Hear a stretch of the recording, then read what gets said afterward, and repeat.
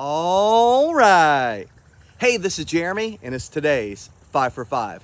So this week we're talking about going through trials and going through storms in our lives. Those really difficult times that we all go through. Those are the times when God can show up in the most powerful way in our lives. I'm going to share with you two examples of this from the New Testament. The first one is from the Apostle Paul. I want to read you his words starting in 2 Corinthians chapter 12, verse 8. Paul was given a thorn in the flesh. We don't exactly know what this is, but it was probably a physical issue that Paul had to deal with. And starting in verse 8, he said, "Concerning this," meaning a thorn in his flesh, "I implored the Lord 3 times that it might leave me." So he cried out to God 3 times, asking God to remove this issue from his life. Verse 9, "And he, God, said to me, my grace is sufficient for you, for power is perfected in weakness. Most gladly, therefore, I will rather boast about my weakness," Paul says, "so that the power of Christ may dwell in me. Therefore, I am well content with weakness, with insults, with distresses, with persecutions, with difficulties, for Christ's sake. For when I am weak, then I am strong." Wow, that is amazing. So here Paul is going through something terrible. I mean, he says it's tormenting him, whatever this issue is he's going through.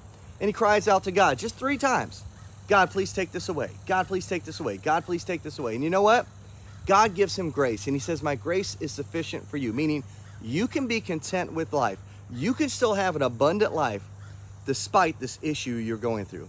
And then he says, God says, "My power is perfected in that weakness." Like, that's how God would make Paul more and more and more Christ-like, is going through this trial, this issue that he was facing. It reminds me a lot of the other example from the New Testament I wanted to share with you. Jesus, who knows that he's going to the cross to lay down his life for the sins of the world. And when he goes out to the Garden of Gethsemane, he cries out to God 3 times to take it away. "May this cup pass from me." But then each time he says to God, "It's not my will, it's your will, your way." That is so encouraging for us, that when we are going through trials, when we are going through storms, yes, we can cry out to God and we can say, "Lord, please remove this."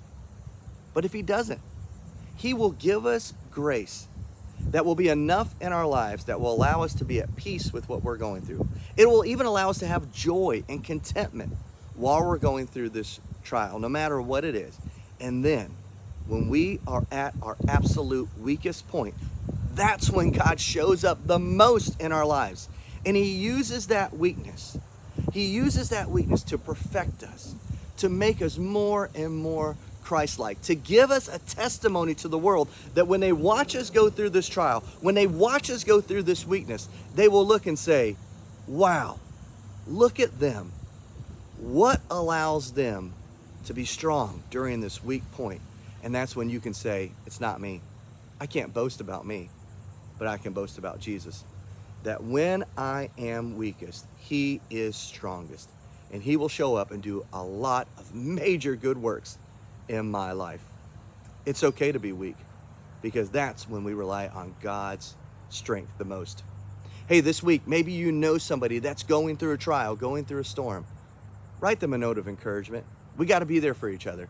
Tell them how much you love them, how much you're praying for them, and that God will give them the strength to get through this.